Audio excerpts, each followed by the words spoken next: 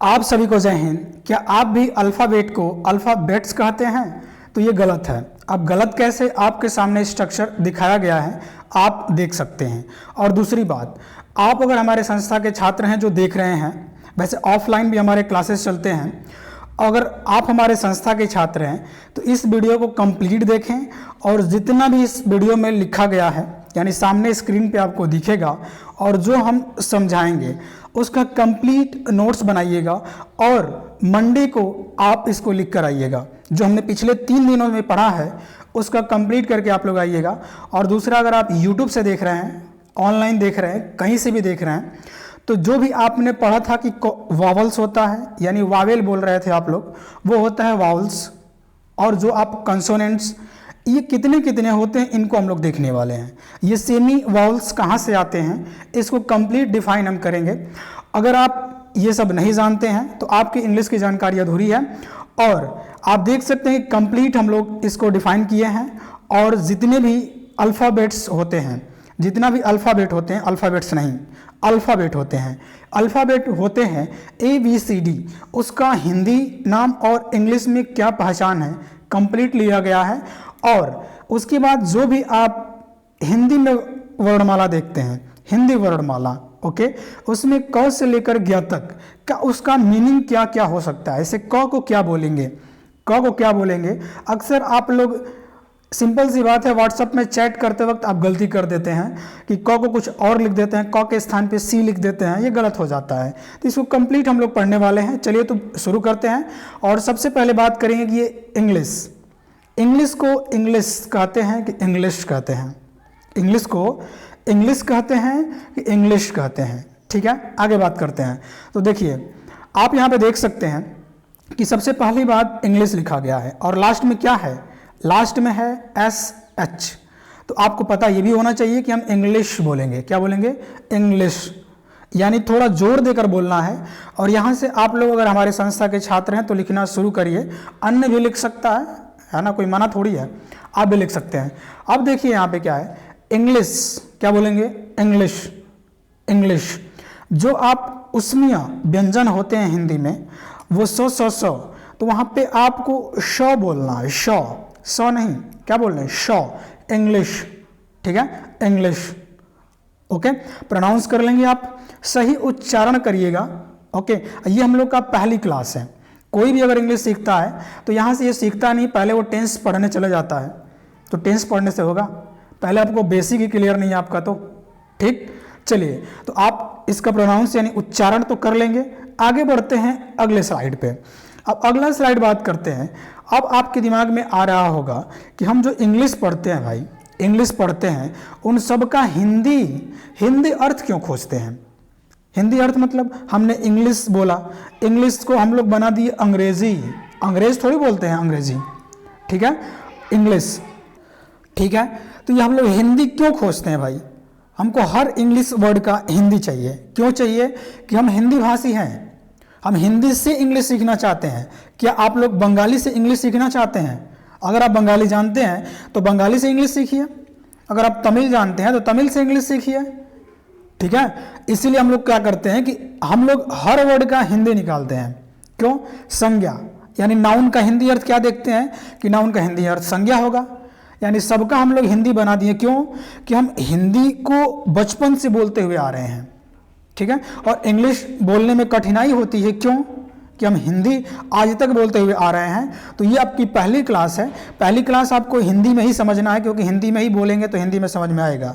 अगर आप अंग्रेज होते तो इस वीडियो को ओपन नहीं किए होते या पढ़ने नहीं जाते, ठीक है। तो हम लोग हिंदी में ही पढ़ेंगे अभी, ओके। आगे बढ़ते हैं। तो यहाँ पे लिखा क्या गया है? लिखा गया है ये कि हम लोग क्या देखें कि हम लोग हिंदी से किस में कन्वर्ट करेंगे? English, okay. जो भी हम सेंटेंस देखेंगे धीरे धीरे हिंदी से इंग्लिश में कन्वर्ट करेंगे और हम इतना हैबिचुअल हो जाएंगे उसके तहत कि हम लोग किसी भी सेंटेंस को इंग्लिश में बना सकते हैं। अगर आपकी मातृभाषा उर्दू है तो भी आप इंग्लिश सीख सकते हैं, जैसे हम लोग सीख रहे हैं। तो हम हिंदी, है ना, जनरली बात करें, हिंदी और उर्दू से हम लोग इंग्लिश सीख रहे हैं, ठीक है। क्योंकि हिंदी में उर्दू का शब्द आ जाता है, जैसे कपड़ा, लिबास, बसन, ये सब क्या आता है? उर्दू का ही तो शब्द है, ठीक है। तो आगे बढ़ते हैं, इसीलिए हम इस स्ट्रक्चर को लिखे हैं। अगर आप लिख रहे हैं कॉपी पे तो जैसे लिखा है वैसे ही लिखना है, ये ध्यान दीजिएगा। और जो कुछ हम बोल रहे हैं अगर आपको समझ में आ रहा हो उसको अपने भाषा में आप लिखिएगा। आगे बढ़ते हैं, आगे बढ़ते हैं। ये तो समझ में आ गया कि ये डायग्राम हम क्यों बनाए हैं, क्योंकि हमको हिंदी से क्या सीखना है, इंग्लिश सीखना है भाई। उर्दू से भी इंग्लिश हम सीख सकते हैं जैसे ये सीख रहे हैं अभी, ओके, ये तो बात कर सकते हैं। अब बातें आती है, देखिए अब बातें आती है कि ये बताइए जो इंग्लिश आई ये तो चल रहा था विदेश में, विदेशों में चल रहा था। ब्रिटिशर्स क्या करते थे कि इंग्लिश को बोलते थे, फिर हमारे देश में कैसे आ गई? तो हमारा देश लगभग 200 साल से ऊपर तक गुलाम रहा है। अब गुलाम रहा है तो गुलाम में क्या हुआ कि जो ब्रिटिशर्स बोलते थे उसको सुन सुन के बहुत अधिकतर ग्रामीण और जितने भी नेता लोग थे वो भी सीख गए। ठीक है, अब यहाँ पे बात करते हैं कि इंग्लिश की, पहले इंग्लिश की स्क्रिप्ट क्या है। स्क्रिप्ट मतलब होता है लिपि, स्क्रिप्ट मतलब लिपि होता है। अब हम बात करेंगे कि अंग्रेजी भाषा की लिपि क्या है। ओके, तो अंग्रेजी भाषा की लिपि की बात करें तो ये रोमन लिपि में लिखी जाती है। रोमन लिपि कहने का मतलब क्या है कि जैसे आपको अगर रोमन अंक दिया जाए तो रोमन अंक कैसे लिखेंगे, आप ऐसे लिखेंगे, फिर रोमन अंक कैसे लिखेंगे, ऐसे लिखेंगे। ओके, अब रोमन लिपि में, और इसका दूसरा नाम क्या है, लैटिन भी होता है। ठीक है, तो इंग्लिश जो है, इंग्लिश का स्क्रिप्ट यानी लिपि, लिखने का जो तरीका होता है उसी को लिपि कहते हैं, लिखने का जो ढंग होता है उसी को लिपि कहते हैं। तो रोमन का लिपि क्या है, तो रोमन यानी इंग्लिश की लिपि क्या है, तो इंग्लिश का लिपि रोमन लिपि है, या जिसे लैटिन लिपि भी कहते हैं। ठीक है, अब रोमन लिपि में क्या हुआ कि रोमन लिपि में जिसमें अंग्रेजी के साथ साथ केवल अंग्रेजी ही नहीं लिखा गया है, पश्चिमी और मध्य यूरोपीय की सारी भाषाएं, जैसे हम कह सकते हैं जर्मन यानी जर्मनी, फ्रांसीसी, रोमनियाई, इतालवी, डच, है ना, इतनी सब लैंग्वेज को लिखा गया है रोमन लिपि में। ठीक है, तो ये लिपि की बात करें, ये जर्नल बातें हमको पता नहीं होता और हम आगे बढ़ जाते हैं सीधा। ये ध्यान रखिएगा, याद रखिएगा, इंग्लिश का जो लिपि है रोमन लिपि, जिसका दूसरा नाम लैटिन लिपि भी है। आगे बढ़ते हैं, अगला बात करेंगे। देखिए अब हम आ जाते हैं कि जो इंग्लिश है, ये इंग्लिश आखिर बन कैसे गया, क्यों हम इस चिन्ह को ए ही कहते हैं, क्यों इस सिंबल को ए ही कहते हैं, इसको बी कहते हैं, क्यों कहते हैं, इसका कुछ कारण होगा ना, इसका कुछ कारण होगा ना। तो क्या हुआ कि इंग्लिश को अलग अलग साउंड निकले, जैसे हम ये बना दे चिन्ह को, इसका साउंड है ए, क्या बोलेंगे हम, ए। ओके, ये लिख दें तो आप बोलेंगे जेड, जी भी कहते हैं, जी टी भी आता है ना, लेकिन हम लोग जेड जी नहीं कहेंगे, हम लोग जेड बोलेंगे, जेड। ओके, जेड बोलेंगे इसको। तो इसका अलग अलग साउंड है भाई, तो इन अलग अलग साउंड को मिलाया गया, जब मिला दिया गया अलग अलग साउंड को तो बन गया अल्फ़ाबेट। ये ध्यान रखिएगा, अल्फ़ाबेट्स नहीं होता है, क्यों, अल्फ़ाबेट का हिंदी नाम क्या होता है, तो आप बोलेंगे वर्णमाला होता है। क्या होता है, वर्णमाला होता है। अब बताइए, हम बोलेंगे वर्णमालाएं, मतलब क्या, मतलब इंग्लिश लैंग्वेज में एक वर्णमाला नहीं है, तो आप बोलेंगे एक ही वर्णमाला है। तो फिर आप वर्णमालाएं क्यों बोल रहे हैं, अल्फ़ाबेट्स क्यों कह रहे हैं, गलत बात है ना, आप अल्फ़ाबेट कहिए। ठीक, इसीलिए अल्फ़ाबेट बोले, क्यों, वर्णमाला होता है, और ये 26 साउंड या लेटर को मिला के एक वर्णमाला बना है। हिंदी का वर्णमाला अलग है, इंग्लिश का वर्णमाला अलग है। ठीक है, तो हिंदी में भी वर्णमाला एक ही है, जैसे अ आ इ ई ए एक ही है, और इंग्लिश में भी वर्णमाला एक ही है। तो ध्यान रखिएगा, वर्णमाला यानी अल्फ़ाबेट 26 नहीं होते हैं, अल्फ़ाबेट एक ही होता है। हाँ, इसमें लेटर 26 होते हैं, 26 होते हैं, सही है, तो अल्फ़ाबेट नहीं, अल्फ़ाबेट है ना, अल्फ़ाबेट्स नहीं, अल्फ़ाबेट होता है। क्लियर। अब आगे बढ़ते हैं हम लोग। अल्फ़ाबेट तो गुरुजी आपने बता दिया, लेकिन ये बताइए कि इसका नाम अल्फ़ाबेट ही क्यों पड़ा, कुछ और नहीं रख सकते थे, अल्फा थीटा गामा नहीं रख सकते थे, यानी थीटा बेट नहीं लिख सकते थे, गामा बेट नहीं लिख सकते थे, इसका यही नाम क्यों पड़ा। तो देखिए, एक हम चार्ट लगाए हैं, चार्ट मतलब आप यहाँ पे चार्ट देखिएगा, पहले ये सिंबल को देखिए, यहाँ पे इस नीचे क्या लिखा है, तो लिखा है अल्फ़ा, इसके बी के नीचे क्या लिखा है, तो बीटा, नीचे क्या लिखा है, गामा। तो ये जो वर्णमाला था पहले चलता था।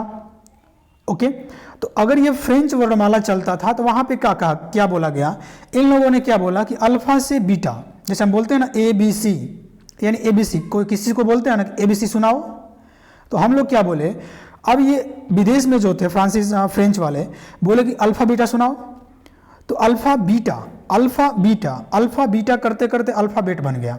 जैसे देखिए ये है अल्फ़ा का सिंबल, यहाँ पे जो अल्फ़ा हम लिख रहे हैं ये है अल्फ़ा का सिंबल और ये है किसका सिंबल, तो आप बोलेंगे बीटा का सिंबल है सिंबल। तो ये अल्फ़ा का सिंबल, ये बीटा का सिंबल, अगर दोनों को हम जोड़ दें तो बन जाएगा अल्फ़ाबेट। अब बोलेंगे कि अल्फ़ा है ये बीटा है, ये कहाँ गया, तो ध्यान रखिएगा हिंदी में हम संधिया करते हैं ना, संधिया में सत धन जन सज्जन बन जाता है, तो आप बोलेंगे तो कहाँ गायब हो गया। तो जब संधिया होती हैं तो कुछ लेटर कुछ वर्ड जुड़ते भी हैं, कुछ वर्ड घटते भी हैं, ठीक है। तो अल्फ़ा बीटा दोनों मिलकर क्या बन गया, अल्फ़ाबेट। अल्फ़ाबेट क्लियर है, बोलिए क्लियर है अल्फ़ाबेट कहाँ से बना, ठीक है। अब देखिए क्या होता है कि अल्फ़ाबेट में जो 26 लेटर है, 26 लेटर हैं, कौन कौन है, A B C D E F G H I G J K L M O N O P Q R S T U V W X Y Z, है ना।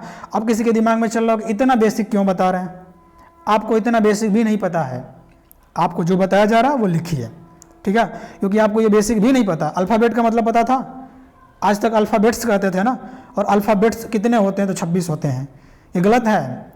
Alphabet होता है, alphabets नहीं होता, और अल्फ़ाबेट एक ही होता है, उसमें लेटर्स 26 होते हैं, ठीक है। अब देखिए होता कि ये तो कैपिटल लेटर आपने बता दिया गुरुजी, स्मॉल लेटर कैसे लिखा जाएगा, तो स्मॉल लेटर यहाँ पे हमने लिखा है, नीचे दिखिएगा, यानी जब लिखिएगा स्मॉल लेटर तो ए लिखिएगा यहाँ पे, और इसके नीचे पीछे एक पूंछ रहता है, क्यों रहता है कि दोनों तरफ वर्ड को कनेक्ट करना पड़ता है। ये कर्सिव हैंड राइटिंग में आता है, कर्सिव हैंड राइटिंग में आता है। कर्सिव जब हैंड राइटिंग लिखते हैं तो दोनों वर्ड दोनों लेटर को क्या करना पड़ता है, कनेक्ट करना पड़ता है, ठीक है। इसके आगे हम बी लिखेंगे और इसी सटा के सी लिखेंगे चिपका के, ठीक है। तो ए ये वाला बी सी डी देख लेंगे ना, दोनों तरफ पूंछ निकालना है, यानी दोनों तरफ चोटी डबल चोटी निकालना है, सही है, लिख लेंगे आप लोग। चलिए ठीक है, ये कैमरा बंद कर देगा, फालतू का परेशान कर रहा है। चलिए कैमरा को हम बंद कर दे रहे हैं, फिर आगे बढ़ते हैं, ठीक है, आगे बढ़ते हैं, ठीक, क्योंकि ये दिख ही नहीं रहा, आगे बढ़ते हैं। चलिए अब आगे बढ़ते हैं, अगला क्या है, अब हम बात करेंगे कि अगला क्या है गुरुजी। तो देखिए हम अल्फ़ाबेट पे ही बात करेंगे, अल्फ़ाबेट पे ही बात करेंगे कि अल्फ़ाबेट जो होता है वो कितने होते हैं। हमने आपको पहले ही लिख दिया कि अल्फ़ाबेट की संख्या होती है 1, अल्फ़ाबेट की संख्या होती है 1, लेकिन इसको डिवाइड जो करते हैं ना वो अलग अलग पार्ट में कर देते हैं, डिवाइड जो करते हैं वो अलग अलग पार्ट में कर देते हैं। आप बोलेंगे अलग अलग पार्ट का मतलब क्या है, तो देखिए हुआ क्या, जब हम बोलना शुरू किए ए बी सी डी ई, तो हमको क्या हुआ कि बोलने में कुछ परेशानी दिखी। जैसे ए बोल रहे हैं तो हम आराम से बोल दे रहे हैं, गला से जो एक ही आवाज़ निकल रही है, साउंड निकल रहा, ये साउंड में कोई प्रेशर नहीं बन रहा, कोई टकराहट नहीं हो रहा। लेकिन बी जब भी बोल रहे हैं पूरा जोर लेके बोलना पड़ रहा, और बी जब बोल रहे हैं तो बी में ई आ जा रहा बी, और ए जब बोल रहे हैं तो ए को स्वतंत्र बोल रहे हैं। तो जब हम बोलने चले तो इन बोलते वक्त हमने क्या किया कि बोलते वक्त इसको अलग अलग हमने डिवाइड कर दिया, ओके, डिवाइड कर दिया इसमें। तो एक बन गया वॉवल्स, दूसरा बन गया सेमी वॉवल्स, तीसरा बन गया कॉन्सोनेंट्स, ठीक है। आगे जब हम बात करेंगे, अब आगे देखिए क्या हुआ कि अल्फ़ाबेट को हमने 3 कैटेगरी में बांटा, क्यों आगे पता चलेगा आपको क्यों।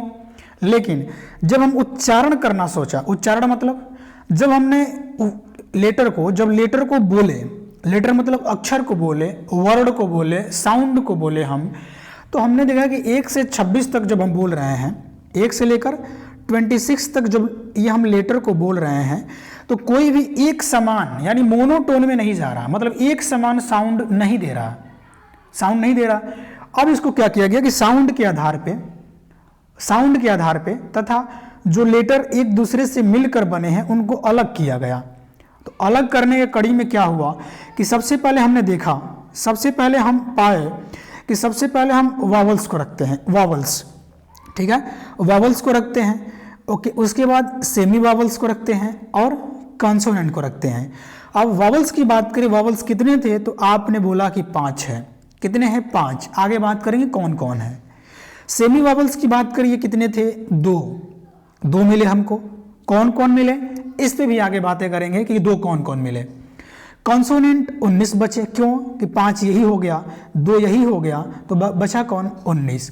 कुल मिला के अगर हम काउंट किए तो बना कितना 26, कितना बना 26 बना, ठीक है। लेकिन ये 26 क्या करता है कि 26 अपने आप 44 यानी 44 साउंड दे देता है, 44 साउंड निकालता है ना। ये साउंड अलग अलग साउंड देता है, ठीक।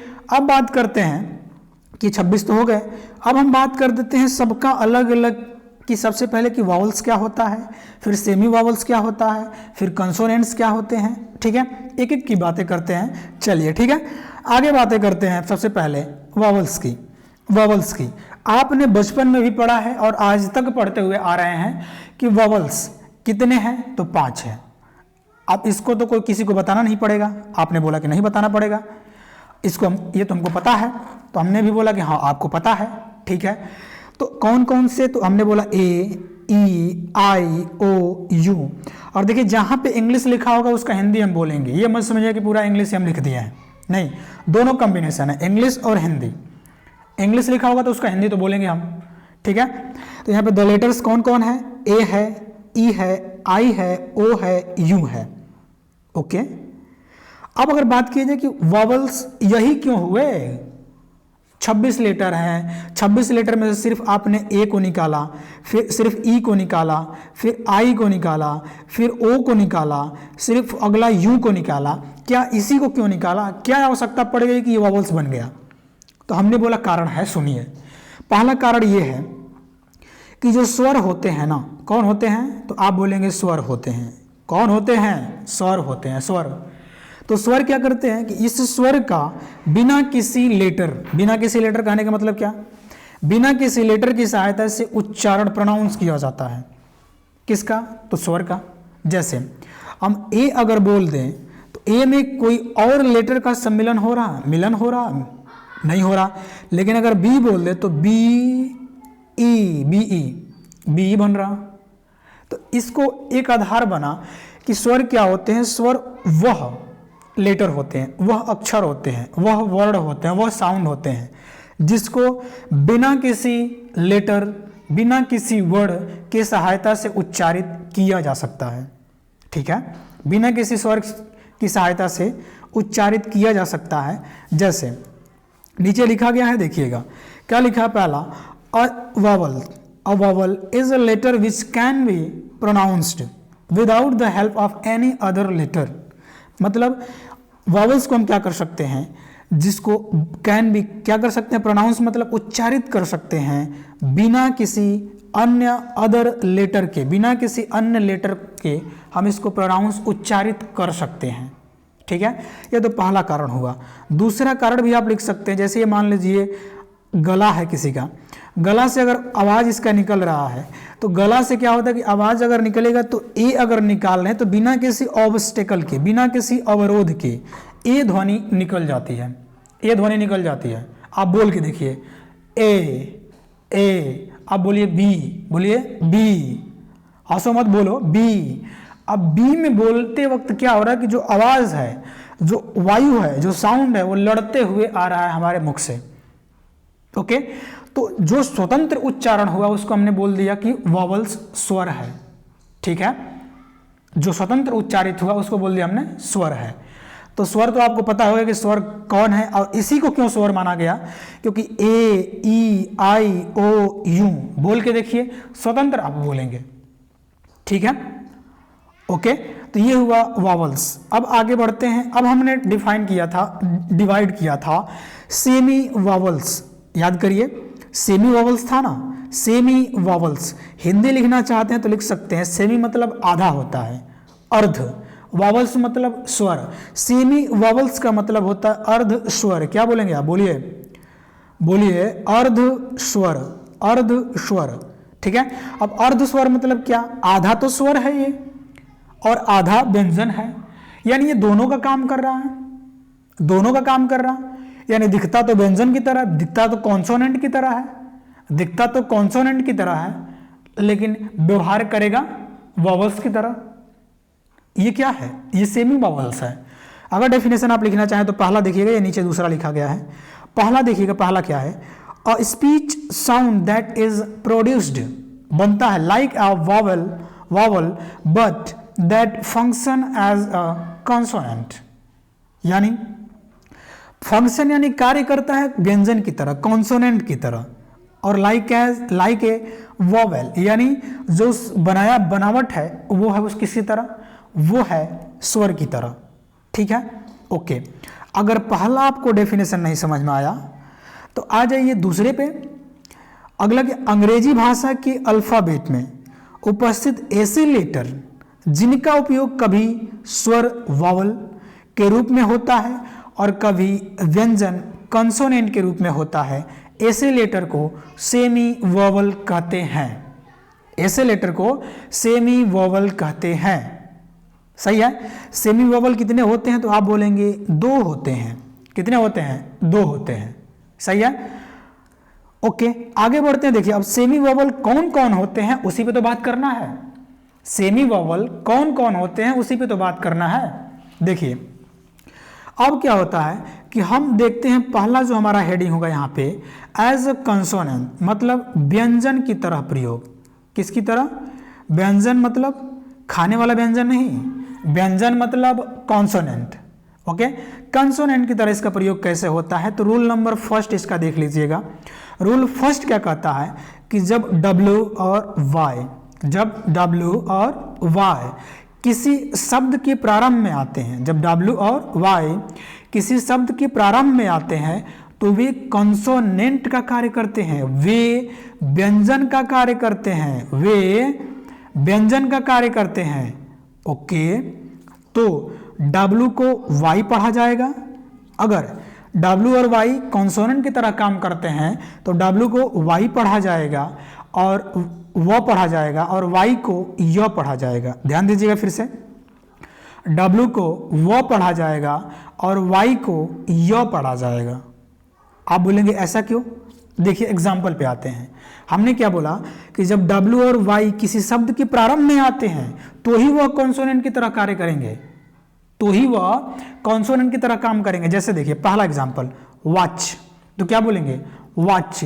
तो इसका अगर हम उच्चारण कर रहे हैं, प्रोनाउंस कर रहे हैं तो क्या आ रहा? वो। क्या आ रहा? वो। अब बोलिए हिंदी आप तो पढ़े हैं, हिंदी में वो क्या है? तो आप बोलेंगे हिंदी में वो व्यंजन कहलाता है, कॉन्सोनेंट कहलाता है, इसी को तो व्यंजन कहते हैं। ठीक है, अब देखिए वंडर। अब वंडर में W किसकी ध्वनि दे रहा है? वो की ध्वनि दे रहा है। तो ये क्या हो गया? ये तो कॉन्सोनेंट की तरह काम कर रहा है ये दोनों, लेकिन W कहाँ है? तो आप बोलेंगे W पहले है, प्रारंभ में है। लेकिन हम बोलेंगे ये बताइए Y उसी तरह कार्य करेगा? तो आप बोलेंगे हाँ Y भी उसी तरह काम करेगा। अगर Y पहले आ गया तो Y भी पहले आ गया तो Y भी कॉन्सोनेंट की तरह काम करेगा। जैसे देखिए ये पढ़िए येलो, क्या बोलेंगे? येलो। अब Y को देखिए येलो में य के ध्वनि क्या आ रहा? तो आप बोलेंगे य आ रहा है। और अ आ इ ई ए ऐ यही तो स्वर है, बाकी तो क से लेकर ज्ञ तक व्यंजन आता है। तो यह क्या है? तो आप बोलेंगे यह तो व्यंजन है। तो Y भी यहाँ पे व्यंजन की तरह काम कर रहा है। अब देखिए यंग में Y किसकी तरह काम कर रहा है? क्या ध्वनि दे रहा है? तो आप बोलेंगे Y यह ध्वनि दे रहा है। तो इसलिए यहाँ पे क्या है? Y व्यंजन है। तो अभी हमने देखा कि W और Y व्यंजन की तरह कैसे काम करते हैं। अब देखेंगे कि W और Y स्वर की तरह कैसे काम करते हैं, स्वर की तरह काम कैसे करते हैं। सही है, आगे बढ़िए, आगे बढ़ते हैं। अब देखेंगे कि अब क्या होगा कि जो W होगा और Y होगा, W होगा और Y जो होगा, अगर इन दोनों को स्वर की तरह प्रयोग करना हो तब कैसे होगा? स्वर यानी वॉवल्स की तरह, स्वर यानी वॉवल्स की तरह। चलिए जैसे होगा, क्या होगा इसका डेफिनेशन कि जब W और Y किसी शब्द के बीच में या अंतिम में, बीच में आ जाए या अंतिम में आ जाए, कुल मिला के पहले नहीं आना चाहिए। जैसे येलो लिखे थे ना, येलो, यहाँ पे देखिए येलो लिखा गया था ना, येलो। अब येलो में क्या था? येलो में क्या था कि Y जो था यहाँ पे Y पहले आया था, Y पहले आया था। लेकिन हम बोलेंगे कि Y पहले न आके पहला स्थान छोड़ के कहीं भी आ जाए। W, इसमें देखिए W कौन सा लिखा था हमने? आप बोलेंगे वॉच, वॉच लिखा था ना यहाँ पे, वॉच लिखा था। हम बोलेंगे W पहले न आए, कहीं भी आ जाए, तो वह स्वर की तरह काम करेंगे। और वाई पहले ना आए, कहीं भी किसी स्थान पे आ जाए, ओके, किसी भी स्थान पे आ जाए तो वो स्वर की तरह काम करेंगे, लेकिन पहले आ जाए तो व्यंजन कॉन्सोनेंट की तरह काम करेंगे। ठीक है, तो वही डेफिनेशन है कि जब W और Y किसी शब्द के बीच में या अंतिम में आते हैं तो वे स्वर वावल की तरह काम करते हैं। पहला क्या है? आउल। क्या है? आउल। अब देखिए यहाँ पे W किसका अर्थ दे रहा, तो आप बोलेंगे ऊ का। अब ऊ क्या है, तो आप बोलेंगे ऊ का जो ध्वनि होता है वो तो स्वर का ध्वनि होता है, स्वर में आता है, तो ये तो स्वर की तरह काम कर रहा है। किसके तरह काम कर रहा है, तो आप बोलेंगे तो स्वर की तरह काम कर रहा है। अगला बोलेंगे विंडो। विंडो, तो अब देखिए विंडो ओ आ रहा है लास्ट में, लेकिन ओ आ रहा है, ओ क्या आ रहा है, ओ क्या आ रहा है, ओ आ रहा है, ओ। ठीक है, ओ आ रहा है तो वो तो स्वर है, वो स्वर है ना। आप बोलेंगे हाँ स्वर है, तो यहाँ पे भी W किसकी तरह काम कर रहा, स्वर की तरह काम कर रहा। अब देखिए फ्लाई। फ्लाई में जो Y है लास्ट में आया है, और वही डेफिनेशन है, या तो अंतिम में W या Y आ जाए या बीच में कहीं भी वर्ड के बीच में आ जाए, वो किसी तरह काम करेंगे, स्वर की तरह काम करेंगे। अब Y की बात करें, Y यहाँ पे फ्लाई लिखा गया है, लास्ट में क्या आ रहा है, ई। अब यहाँ पे Y जो है ई की ध्वनि दे रहा है, तो फ्लाई में ई आ रहा है, ई क्या होगा, ई होगा, क्या होगा, स्वर होगा। स्काई, स्काई में Y लास्ट में आ रहा है, इसलिए जो ई होगा, ई की ध्वनि, वो ई की ध्वनि क्या होगा, स्वर होगा। आशा करते हैं कि बहुत क्लियर आपको हुआ होगा, बेटर क्लियर हुआ होगा। आगे बढ़ते हैं, अब बात करते हैं कॉन्सोनेंट्स पे, व्यंजनों पे। व्यंजनों पे यानी व्यंजन, व्यंजनों मतलब बहुत सारे व्यंजन, एक व्यंजन थोड़ी लिया गया है, मतलब एक को लिया जाए तो एक व्यंजन है, सी भी व्यंजन है, तो बहुत सारे व्यंजनों का समूह व्यंजनों। ठीक है, अब देखिए कॉन्सोनेंट क्या होता है। कॉन्सोनेंट क्या होता है, सिंपल सी बात है, अगर आप लिखना चाहते हैं डेफिनेशन हिंदी में लिख लीजिए, हम बोल दे रहे हैं। क्या होगा इसका डेफिनेशन, कि जिन लेटर, जिन वर्ड, जिन साउंड, ओके, जिन वर्ड या जिन लेटर को स्वतंत्र उच्चारित नहीं कर सकते, स्वतंत्र उच्चारण प्रोनाउंस नहीं कर सकते, वो व्यंजन कहलाते हैं। यानी उनको बोलने के लिए स्वर की सहायता लेना पड़ता है, उन्हें व्यंजन कहते हैं, उन्हें कॉन्सोनेंट कहते हैं। अगर हम बी बोलें तो बी में क्या रहा है, बी और ई। सी बोले तो सी में ई। अगर ए बोलें तो ए में तो ए आ रहा है, ए आ रहा है, लेकिन बी, सी, डी, एफ, ए और एफ आ रहा है, जी, एच आ रहा है। ठीक है, तो इसीलिए व्यंजन है। और व्यंजन को बोलने में जो साउंड होता है, दूसरा डेफिनेशन भी लिख सकते हैं। पहला हमने क्या बोला, कि जिन लेटर को स्वतंत्र उच्चारित कर सकते हैं, ओके, स्वतंत्र उच्चारित कर सकते हैं, वो क्या होता है, स्वतंत्र उच्चारण तो स्वर हो जाएगा, लेकिन जिन वर्ड को स्वतंत्र उच्चारण नहीं कर सकते वो व्यंजन कहलाते हैं, नहीं कर सकते वो व्यंजन कहलाते हैं। ठीक है, दूसरा क्या हो जाएगा, जिन वर्ड या जिन लेटर को हम उच्चारण करते वक्त हमारा मुख की ध्वनियाँ टकराती रहती हैं, वो होता है व्यंजन। अगला है, पहला डेफिनेशन देखिए क्या लिखा है, a consonant is a letter which can not be pronounced, मतलब प्रोनाउंस नहीं कर सकते without the help of any vowel. मतलब एक कॉन्सोनेंट लेटर को, है ना, एक कॉन्सोनेंट लेटर वह है जो, जिसे हम क्या कर सकते हैं, हम उच्चारित नहीं कर सकते बिना स्वर ध्वनियों से, बिना स्वर ध्वनियों के। पहला definition, a consonant is a letter which can not be pronounced without the help of any vowel. ठीक है, ये कौन कौन होते हैं, तो कौन कौन होते हैं देख लीजिए, बी होता है, सी होता है, डी होता है, एफ होता है। आप पढ़ लीजिए, देख लीजिए। दूसरा डेफिनेशन इसका क्या होता है ना, दूसरा डेफिनेशन भी आपको देखने को मिल जाएगा, लिखेगा अ consonant is a sound that is made by blocking. Blocking मतलब ये अवरोध मुख में क्या करता है, यानी एयर को ब्लॉक करते हुए आता है। ऐसे बोलिए, ए स्वतंत्र मुख से उच्चारण हो गया, लेकिन बोलेंगे बी तो क्या ब्लॉक बनाता है, मतलब अवरुद्ध करते जाता है हवा को। ओके, अगला क्या है, a consonant is sound that is made by blocking air from flowing out of the mouth, है ना, मुख से बाहर निकलते वक्त, with the teeth, tongue, lips और ओके।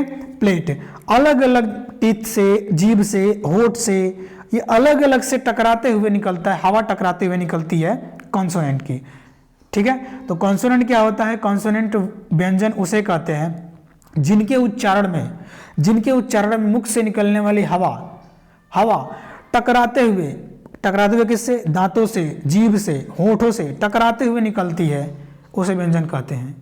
दो डेफिनेशन इसका है, दोनों में से आप किसी को लिख सकते हैं या दोनों को लिख लीजिए, ठीक है। आगे बढ़ते हैं, सही है। अब देखिए क्या होता है, हमने देख लिया वॉवल्स, हमने देख लिया सेमी वॉवल्स, हमने देख लिया कॉन्सोनेंट, ठीक है गुरुजी, इतना तो समझ में आ गया। लेकिन अब बताइए कि जो 26 लेटर होते हैं अल्फ़ाबेट में, इन अल्फ़ाबेट में 26 लेटर का प्रोनाउंस कैसे किया जाता है, उसको उच्चारण कैसे किया जाता है। तो देखिए ऊपर लिखा गया इसका सिंबल जो इंग्लिश में होता है, नीचे लिखा गया सिंबल जो हिंदी में होता है। अब आपको कन्फ्यूज़न नहीं होना चाहिए और लिखना सब है, ये मत सोचिए कि ये तो हमको आता है, नोट्स में सबको लिखना है, लिखिएगा।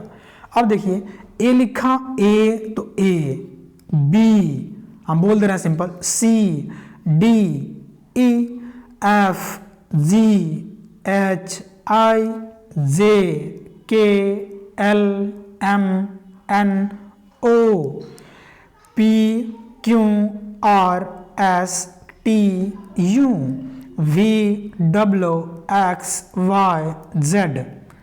सही है, लिखना है इसको। आगे बढ़ते हैं अगले स्लाइड पे। ये तो आपका हो गया हिंदी और इंग्लिश में दोनों नाम अल्फ़ाबेट के जितने भी लेटर होते हैं। अगर बात करेंगे हिंदी वाला, आप लोग लिखते वक्त गलती कर देते हैं। गलती क्या? लिखना, अगर मान लीजिए अभी छठ पूजा चल रहा है, छठ लिखना होगा तो क्या लिखेंगे आप बोलिए? कोई तो छठ को ऐसे लिख देगा, CHAT, बस हो गया इसका छठ।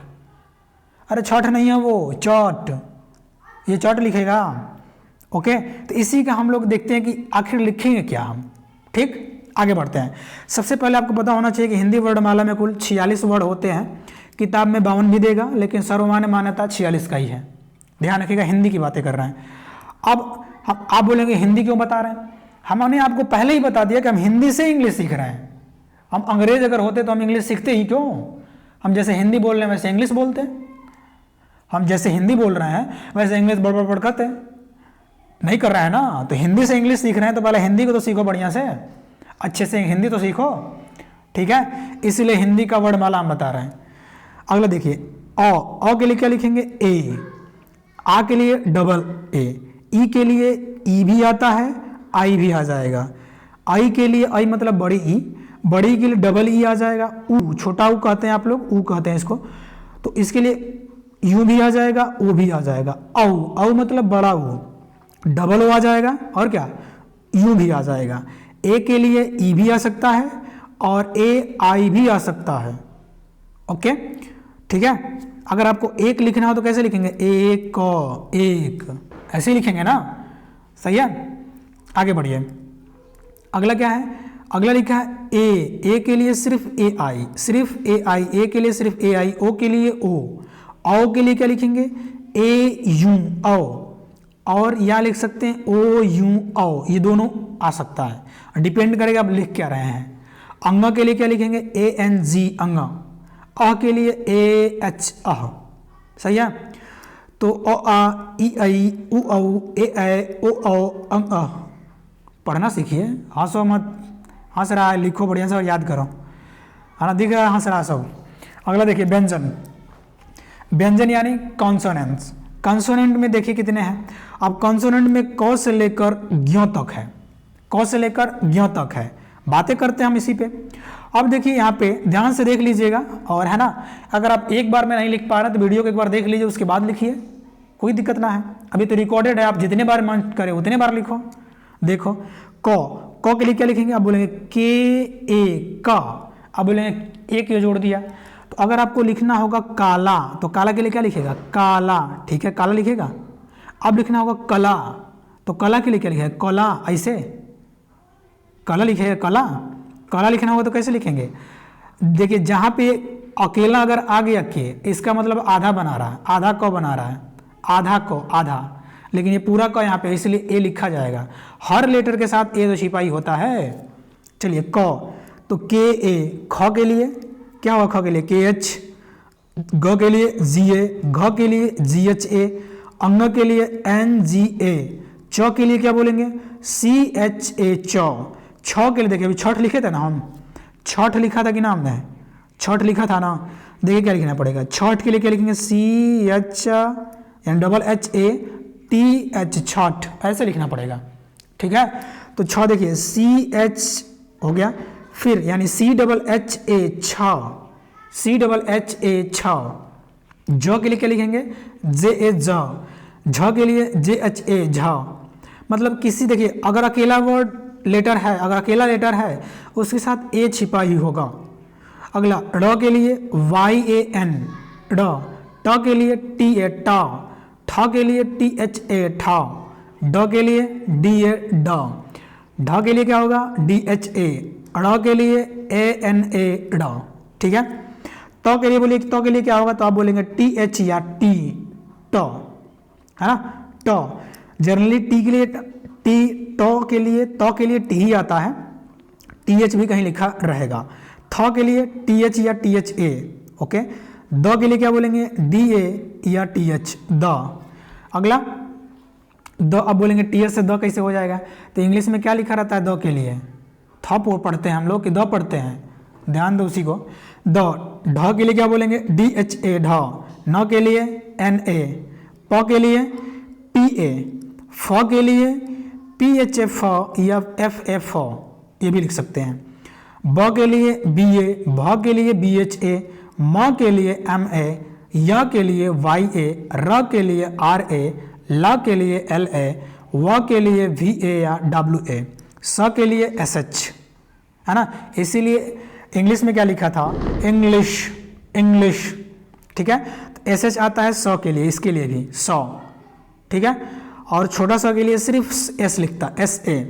ह के लिए एच ए, छ के लिए के एस एच, के एस एच छ, ओके, के एस एच छ। त्र के लिए टी आर ए त्र, ज्ञ के लिए जी वाई ए, मिला के बोलना पड़ेगा ज्ञ।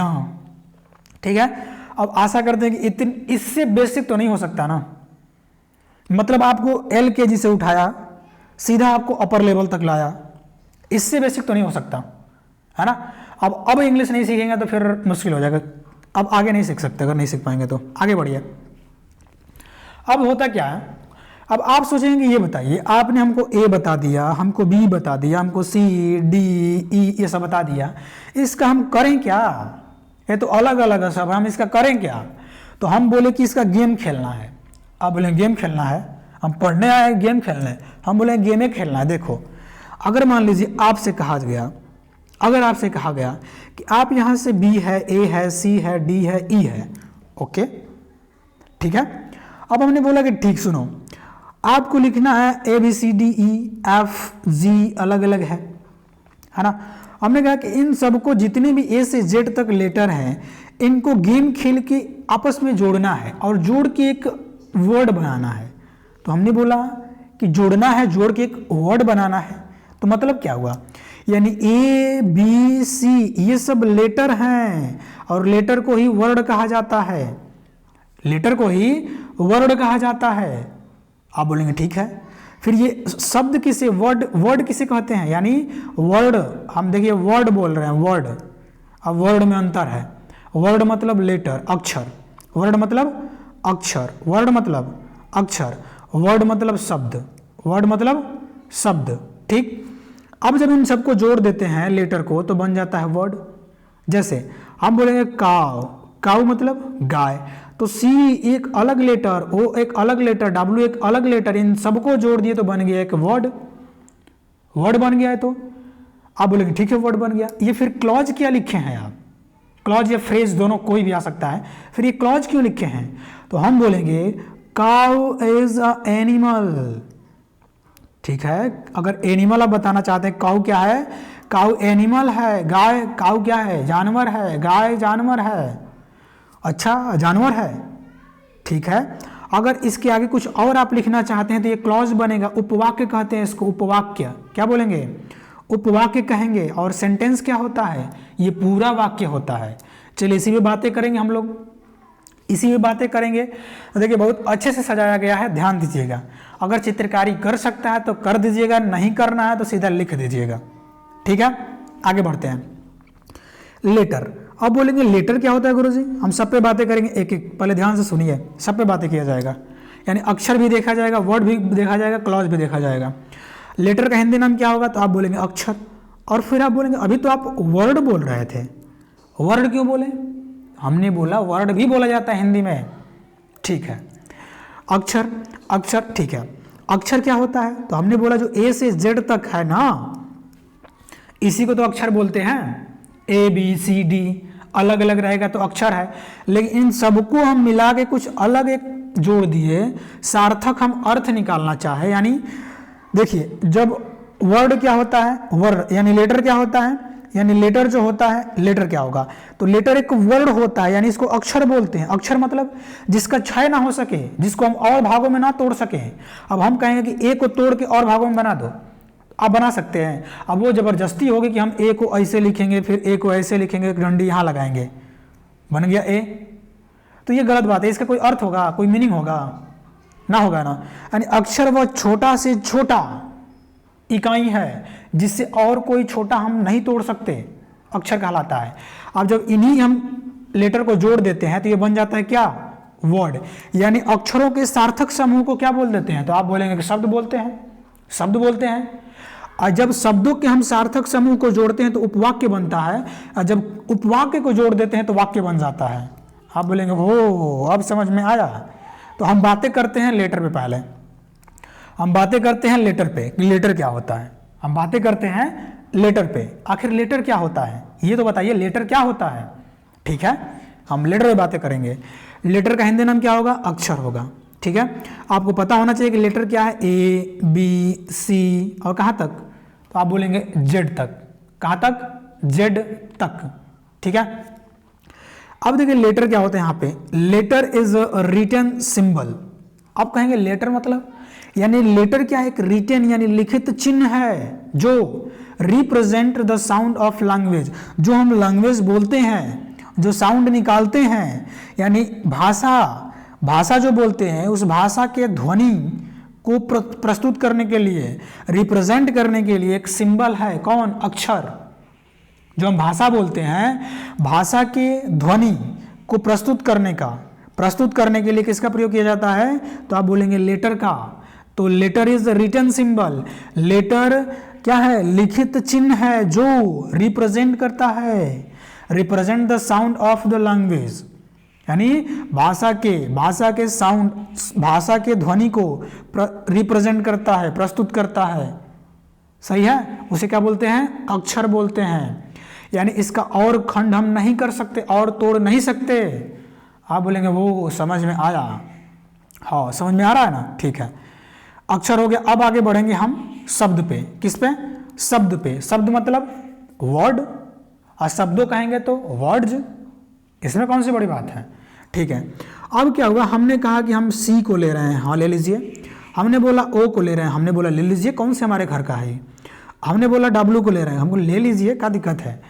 तो हमने बोला कि क्या बन गया, तो हम बोलेंगे काऊ बन गया भैया, काऊ, काऊ यानी एक इसका नाम, यानी एक गाय, गाय कह रहा है, गाय है ना, ये लड़का या लड़की गाय है एकदम, काऊ। तो ठीक है गाय। अब ये गाय है, अब गाय है तो आप सोचेंगे ये बताइए, सी अलग लेटर है, ओ अलग लेटर है, डब्ल्यू एक अलग लेटर है, क्या हम किसी भी लेटर को जोड़ देंगे तो वर्ड बन जाएगा।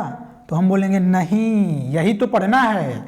हम अगर यहाँ पे लिख दे ओ सी डब्ल्यू, अब बोलेंगे ये क्या है, तो वही तो हम बताना चाहते हैं कि लेटर यानी अक्षरों के सार्थक समूह को ही हम शब्द बोलेंगे, जिसका कोई अर्थ होगा, जिसका कोई अर्थ नहीं होगा उसको हम शब्द नहीं बोल सकते, ठीक है।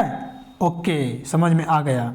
अब ये डेफिनेशन हमने लिखा है, लिखिए, लिखा है क्या, अ word is a single unit of language, किसी भी भाषा का एक यूनिट, एक सिंगल इकाई होता है कौन, वर्ड, वर्ड यानी शब्द, ठीक है। हमने लिखा राम, हमने लिखा राम, ये राम अगर इसको हम प्रस्तुत कर रहे हैं यहाँ पे, हमने लिखा डॉग, तो डॉग ये इंग्लिश लैंग्वेज का शब्द है, तो ये वर्ड क्या बता रहा है कि ये इंग्लिश लैंग्वेज का शब्द है जिसका कोई अर्थ होता है, इसीलिए इसको यूनिट बोलेंगे, इसीलिए इसको इकाई बोलेंगे। इकाई क्या होता है? जो अपना अर्थ प्रकट कर सकता है, जो अपना काम कर सकता है, उसी को यूनिट कहते हैं। ठीक है, जैसे मानव के शरीर में उसकी संरचनात्मक और कार्यात्मक इकाई कोशिका होता है, उसी प्रकार लैंग्वेज यानी भाषा में, और इंग्लिश एक लैंग्वेज है, नॉट अ सब्जेक्ट नहीं है, ये क्या है? भाषा है, और भाषा में जो शब्द है वो शब्द एक इकाई है जो अपना अर्थ रखता है एक। सही है? ओके, तो डेफिनेशन पे आते हैं कि a word is single unit of language that can be represented in written और स्पीच। हम राइटिंग या स्पीच में इसको प्रस्तुत कर सकते हैं, किसको? शब्द को। ठीक है, आगे बढ़ते हैं। अब तो बोलेंगे कि वर्ड तो आपने बता दिया, अब ये क्लॉज क्या होता है? तो हम बोलेंगे उपवाक्य होता है। मतलब अभी वाक्य तक आप नहीं पहुंचे, यानी वर्ड को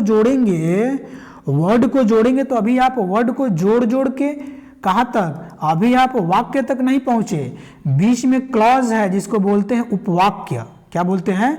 उपवाक्य। उपवाक्य क्या होता है?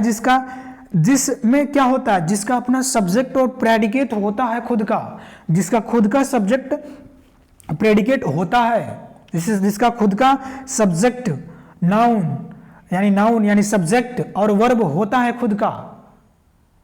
खुद का होता है, लेकिन वो कंप्लीट अर्थ नहीं दे सकता, वही तो क्लॉज है।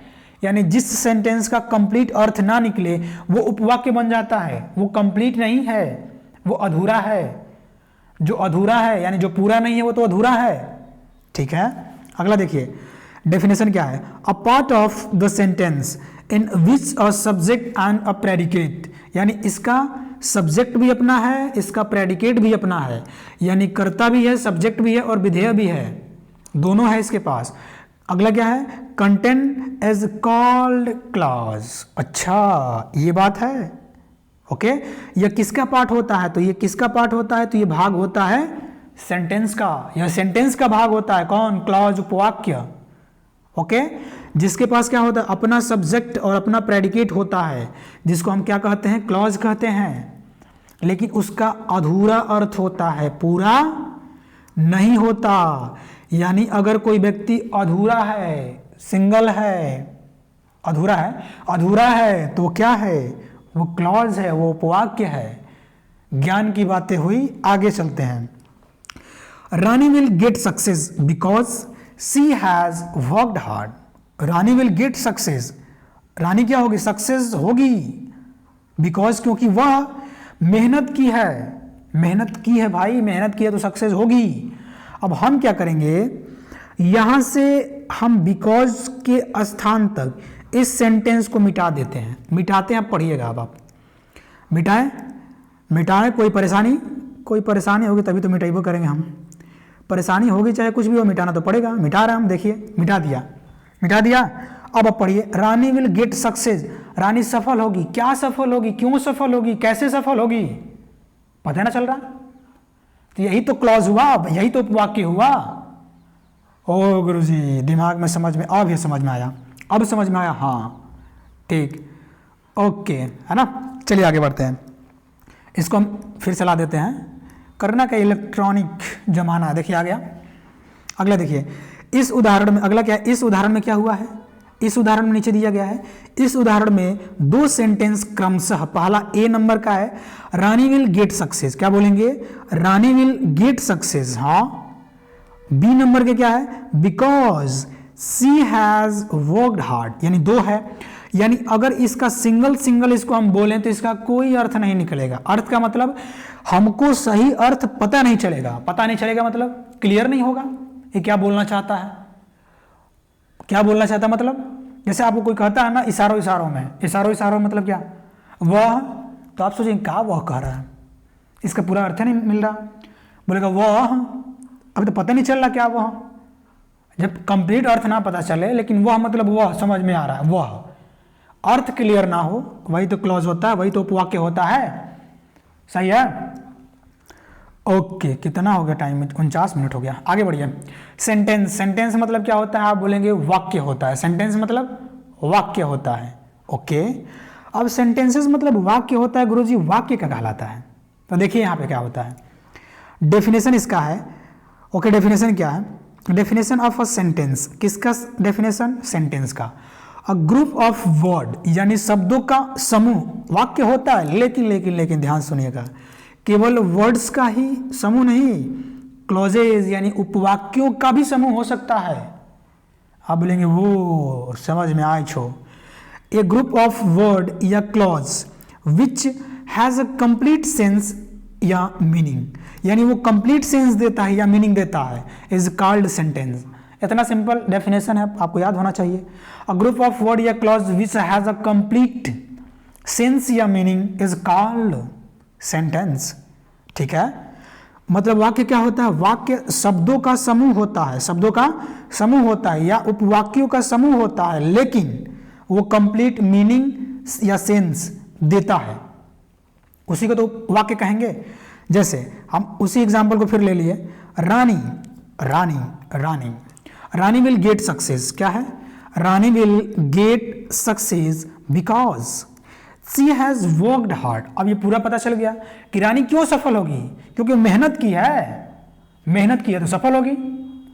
पता चल रहा है ना कि क्यों सफल होगी। तो ये कंप्लीट सेंस देता है वाक्य। अब समझ में आया? बोलिए एस या नो? हाँ, समझ में आया। आगे बढ़ते हैं। अब यहां पे बातें क्या है? अब यहां पे बातें क्या है देखिएगा। अब क्या है कि अब अगर हम सेंटेंस लिखते हैं गुरुजी, सेंटेंस लिखते हैं, उससे कुछ ना कुछ रूल होता है, नियम होता है। आप बोलेंगे एकदम रूल होता है, एकदम नियम होता है। रूल होता है, नियम होता है। क्या नियम होता है? तो देखिए, अगर किसी भी सेंटेंस को आप लिखने जा रहे हैं तो उसका अलग अलग रूल होता है। रूल, कौन अक्षर कैपिटल में आएगा, यानी कैपिटल मतलब बड़े अक्षर में, कौन सा लेटर स्मॉल लेटर में आएगा, कौन सा लेटर उस वर्ड में स्मॉल लेटर में आएगा। ठीक है, उसकी पहचान करना हमको। ओके, तो पहला देखिएगा, पहला क्या लिखा है? पहला यहां पे पढ़िएगा ध्यान से। A sentence start with a capital letter, मतलब क्या हुआ? एक सेंटेंस की शुरुआत किससे होती है? हम हिंदी बोल रहे हैं, ध्यान सुनिएगा।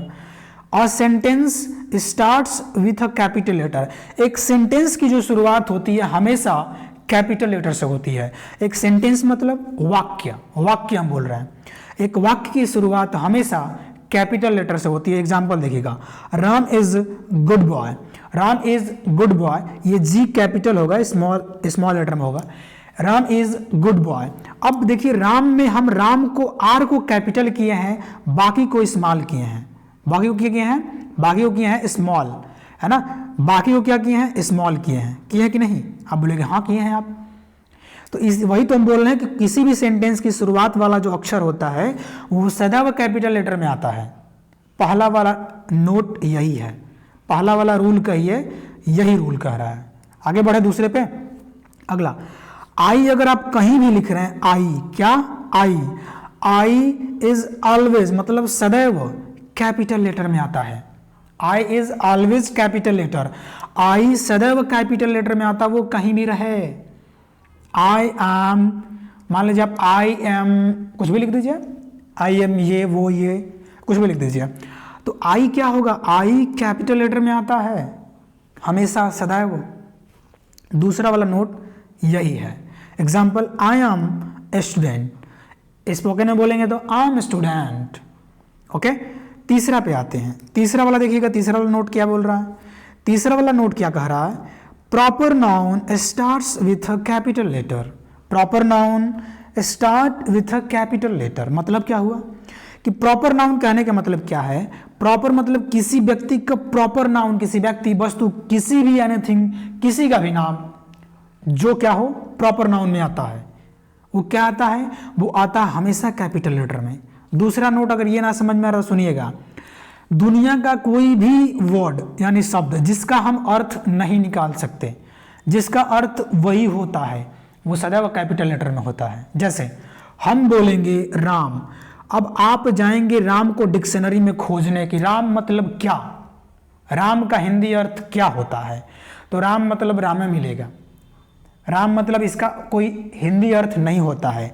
तो जिसका हिंदी अर्थ नहीं बना उसको ग्रामेरियन ने बोला कि उसका पहला लेटर वो कहीं भी आ जाए कैपिटल लेटर लिखना, ताकि कोई खोज खोज के पागल ना हो जाए कि इसका अर्थ क्या होता है। ठीक है, ओके। राम कहीं भी आए, वाक्य के शुरू में आए, ओके, बीच में आए, कहीं भी आए, ही इज राम, वह राम है। तो राम कहीं भी आए, राम हमेशा कैपिटल लेटर में ही आएगा। आर जो होगा पहला लेटर। वही बोल रहा कि प्रॉपर नाउन मतलब, प्रॉपर मतलब किसी व्यक्ति विशेष, किसी विशेष का नाम प्रॉपर नाउन कहलाता है और वो हमेशा कैपिटल लेटर में आता है। एग्जाम्पल, राम, मोहन, राधा, ये सब कैपिटल लेटर में इसका है। अगला क्या है, अगला देखिएगा, अगला नोट है एक्रोनिम्स। आप बोलेंगे एक्रोनिम्स मतलब क्या है गुरुजी? एक्रोनिम्स का मतलब ये होता है, सुनिएगा, एक्रोनिम्स का मतलब सीधा समझिए शॉर्ट फॉर्म। क्या? Short form.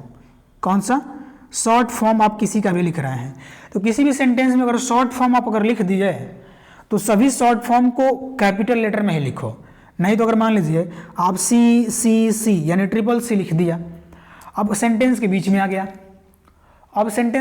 गया, कोई ट्रिपल सी के बारे में नहीं जानता और लगा ट्रिपल सी का अर्थ खोजने। अब ट्रिपल सी का कोई अर्थ बनेगा कोई अर्थ नहीं बनेगा। तो ये क्या, एक्रोनिम्स भी हमेशा, acronyms are in capital letter, हमेशा कैपिटल लेटर में होते हैं एक्रोनिम्स। जैसे ट्रिपल सी, सीएम, पीएम, अब जिसका भी छोटा एमएलए, ओके, ठीक है, किसी का भी लिखना हो जो शॉर्ट फॉर्म आता है वो हमेशा कैपिटल लेटर में होगा। ठीक है, पांचवा पे आते हैं। पांचवा नोट क्या होता है किसी भी सेंटेंस को लिखने का? देखिए, the first word of the sentence, the first word of the sentence, यानी किसी सेंटेंस के पहले word with double inverted comma. अगर डबल इन्वर्टेड कॉमा के साथ आ गया कि कोई भी word double inverted comma, start with capital letters, start with capital letter. जैसे ही सैड, उसने कहा, ही एंड आई, वह और मैं, I went to Delhi, Delhi क्या, वेंट टू दिल्ली, दिल्ली गए। अब बताइए यहाँ पे ही जो आया है, ही आया है, डबल इन्वर्टेड कॉमा दिख रहा है कि नहीं आपको? तो जब भी डबल इन्वर्टेड कॉमा अगर आपको दिख गया, डबल इन्वर्टेड कॉमा, उसके बाद कोई भी लेटर कैपिटल लेटर में लिखा जाएगा। सही है, याद रहेगा? रिवीजन करें एक बार। देखिए, कोई भी सेंटेंस अगर वाक्य आप लिख रहे हो, उस सेंटेंस का पहला लेटर हमेशा कैपिटल रहेगा। सही है गुरुजी। आई हमेशा कैपिटल में आएगा। ठीक है गुरुजी। प्रॉपर नाउन हमेशा कैपिटल लेटर में लिखा जाता है, वो कहीं भी आ जाए वाक्य में। ओके, एक्रोनिम्स शॉर्ट फॉर्म हमेशा कैपिटल लेटर में लिखा जाता है, वो कहीं भी वाक्य में आ जाए। The first word of the sentence जो डबल इन्वर्टेड कॉमा के बाद आ रहा है वो हमेशा कैपिटल लेटर में लिखा जाएगा, आपको पता होना चाहिए। आगे बात करते हैं structure of sentence. Structure of sentence मतलब क्या? अब आपके दिमाग में आ रहा होगा कि आपने हमको लेटर बता दिया, आपने हमको वर्ड बता दिया, आपने हमको क्लॉज बता दिया। अभी क्लॉज डिटेल जब पढ़ेंगे तो बहुत लंबा चलता है। प्रिंसिपल क्लॉज अलग होता है, यानी प्रधान उपवाक्य, आश्रित उपवाक्य अलग अलग, सबऑर्डिनेट क्लॉज अलग अलग होता है। अभी हम सिर्फ क्लॉज बताएं क्लॉज होता क्या है। ठीक है, तो कोई ज़्यादा ज्ञानी बाबा ना बने कि आपने ये तो नहीं बताया। और आपको हम बेसिक इंग्लिश का पहले बेस बता रहे हैं कि ये होता है, क्या होता है, डिटेल होता है, वो आगे पढ़ना होता है। ठीक है, आगे बढ़िए। अगला क्या है? Structure of a sentence in English language. English ही है, यानी स्ट्रक्चर। किसका स्ट्रक्चर? आप बोलेंगे इंग्लिश में जो सेंटेंस बनते हैं ना, उसका स्ट्रक्चर। जैसे हम लिखेंगे वह स्कूल, स्कूल मत बोल देना, वह स्कूल जा रही है। अब बताइए, हिंदी में तो सब्जेक्ट पहले आता है, तो सब्जेक्ट इंग्लिश में भी तो पहले आता है, लेकिन जा रही है जो वर्ब है वो लास्ट में आ रहा है। ओके, लेकिन इंग्लिश में ये वर्ब कहाँ आता है? अब वर्ब कैसे पहचानते हैं वो आगे हम धीरे धीरे जैसे जैसे बढ़ते जाएंगे हम लोग ना धीरे धीरे सीख जाएंगे। ठीक है, ओके। होता है ना, करत करत अभ्यास जड़मत होत सुजान, मतलब होता है ना कि रसरी जावत जात है सिल पर पड़त निशान, सिल पर पड़त निशान। ठीक है, आगे बढ़िए। अब देखिए हम बात करेंगे किस पे, हम बात करेंगे structure of sentences in English active voice. जो भी सेंटेंसेस हम अभी पढ़ेंगे वो एक्टिव वॉइस में पढ़ेंगे, यानी सक्रिय वाच्य में पढ़ेंगे। मतलब क्या होता है एक्टिव वॉइस का मतलब, सब्जेक्ट को सम्मान दिया जाता है ये दूल्हे की तरह कि आप बचवा दूल्हा है, आप आगे आइए। तो सब्जेक्ट जब आगे आ जाता है तो ये एक्टिव वॉइस में बातें करने लगता है, और जब इसको लतिया के पीछे भेज देते हैं तो ये पैसिव वॉइस में बातें करता है। ठीक है, वो मजाक के लिए बातें हैं ना, मतलब सीरियस समझिए कि क्या होता है कि एक्टिव वॉइस में सब्जेक्ट कहाँ आता है, पहले आता है, सीधी सी बात है। अब पहले देखिए जो स्ट्रक्चर होता है पहले क्या आता है, तो आप बोलेंगे सब्जेक्ट आता है, फिर क्या आता है, वर्ब आता है, फिर क्या आता है, ऑब्जेक्ट आता है। वो अलग सी बातें है कि सब्जेक्ट के पहले कोई और आएगा क्या, कोई आर्टिकल आ सकता है क्या, कोई एडवर्ब आ सकता है क्या, वो अलग बात है, लेकिन पहले सब्जेक्ट आएगा। वर्ब में आप बोलेंगे कि वर्ब में तो गुरुजी हेल्पिंग वर्ब भी आता है, मेन वर्ब भी आता है। हाँ आता है, ये वर्ब का टॉपिक है, ये टेंस में पढ़ा जाता है। ठीक है, अभी आप इतना समझिए, पहले सब्जेक्ट आता है, फिर वर्ब आता है, फिर क्या आता है, ऑब्जेक्ट आता है। ठीक है, अब इसका मतलब हमको नहीं समझ में आया, सब्जेक्ट क्या होता है, वर्ब क्या होता है, ऑब्जेक्ट क्या होता है, तो चलिए उस पर भी हम लोग बातें करेंगे, उस पर भी हम लोग बातें करेंगे। बहुत अच्छे से सजाया है, देखिएगा।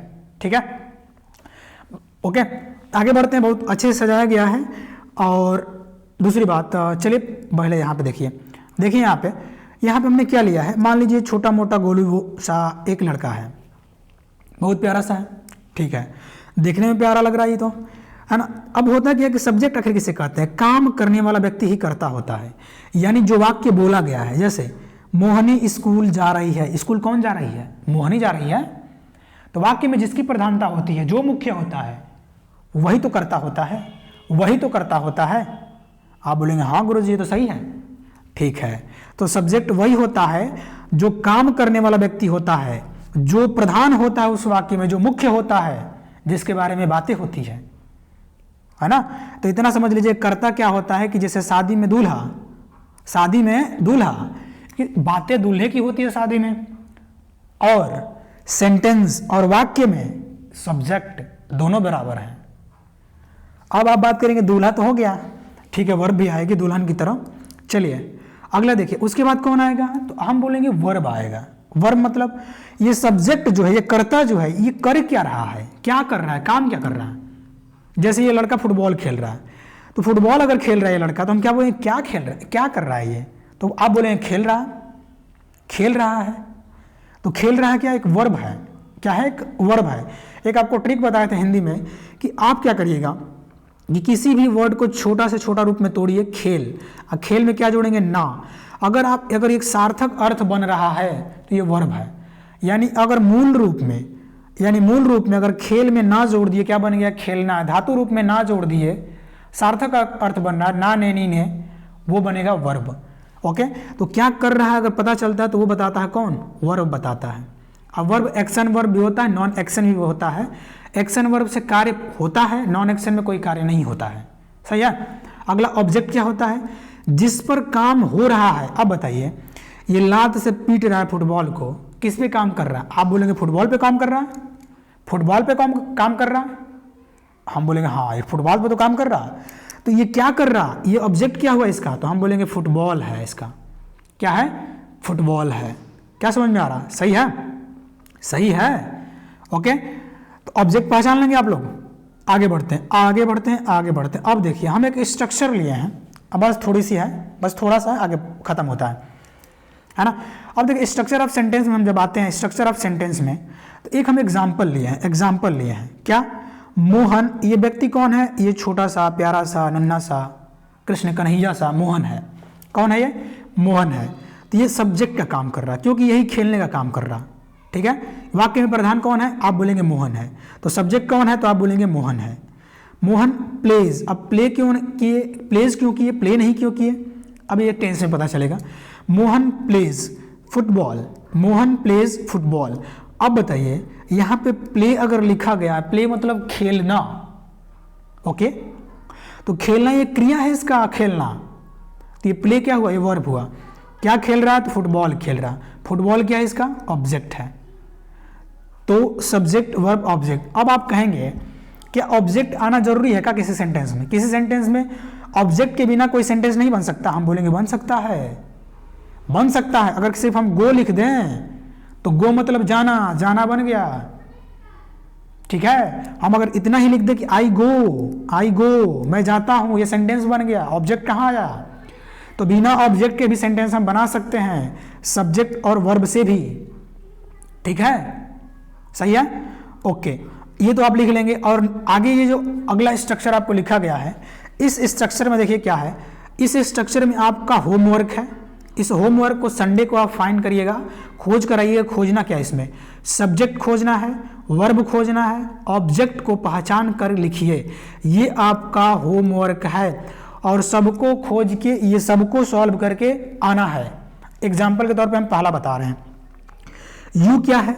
यू प्रोनाउन है, लेकिन ये सब्जेक्ट का काम कर रहा। राइट मतलब लिखना, ये क्या है? तो आप बोलेंगे वर्ब है।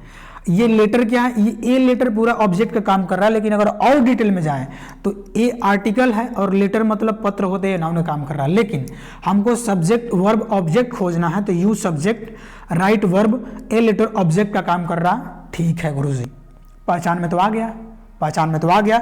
यही पहचान करके ये होमवर्क आपका है। आप जब मंडे को आइएगा तो सब लोग को करके आना। अगर जो नहीं करके आया घोर बेइज्जती किया जाएगा। घोर बेइज्जती मतलब आप समझ रहे हैं, ठीक है। तो चलिए आराम से छठ मनाइए और छठी माता की जय। छठ मनाइए, खुश रहिए। तब तक के लिए जय हिंद, वंदे मातरम, भारत माता की जय। ओके।